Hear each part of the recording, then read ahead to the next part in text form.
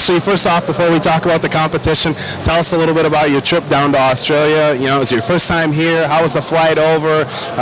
Traveling while competing, all that stuff. Long flight. I think I total around 30 plus hours to travel here with all the layovers included and everything. But I must say I lucked out big time because I had 3 seats to myself a whole while. So I try to sleep as much as I can, but it's still hard to sleep whenever you're cold and cramped, from being. It wasn't that bad for an airplane, though.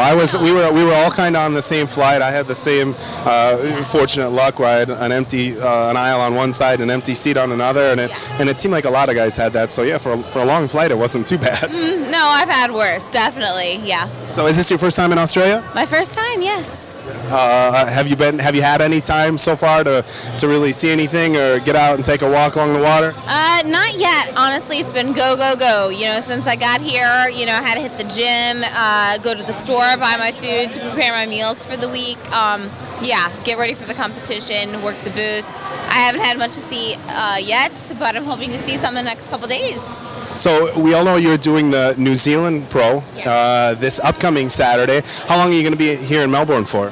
Till Wednesday, and that's when I'll get my flight to New Zealand. Yep. Okay, so you do have a couple days to kind of check things out. I do, yes. All right, that's good. As far as moving forward, obviously for the New Zealand Pro, with your win at the Olympia, win at the Arnold, win here, you're kind of, I don't want to say shoe-in, no, not to disrespect the other competitors. Absolutely not. But you're a favorite for the New Zealand Pro. But looking forward past that, now when we talk about bodybuilding, one of the interesting things about the Olympia champions or even people who are winning the Arnold is that it can be very difficult to peak multiple times throughout the course of a year with the strain it puts on your body, getting down to that lower body fat percentage. Not to say that the bikini competitors like yourself aren't working very hard, but you're able to do a handful of more shows throughout the course of the year.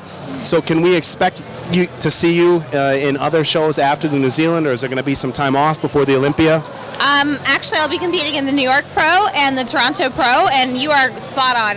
Bikini Girls, one of the advantages that we have is we don't have to go, quite as extreme as far as the body fat percentage. It's not as strenuous on the body, and it's easier to maintain as a bikini competitor. So you're right there.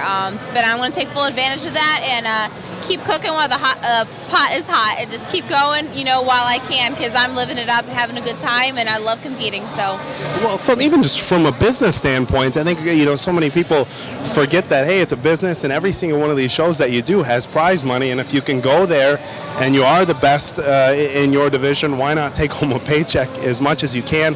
In the bodybuilding world, some of the guys have gotten criticized. I know there was a handful of years where Tony Freeman was just doing show after show after show, and people were talking about how he wasn't making improvements, but he was good enough to take home a chunk of change every time. So obviously, as an intelligent businesswoman, it's something you're looking to do.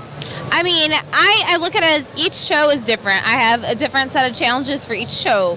I never come in the same, or I try to, but what I'm trying to say is every show is different, no matter what. Different competitors, different atmosphere, crowd, different, anything. So it's always like a challenge for me, and I never come in assuming that I'm going to win at all, because especially in bikini and everything's so subjective, and it's kind of hard to tell, what they're going to go for, on that particular day. Somebody's worst day could be somebody's best day, and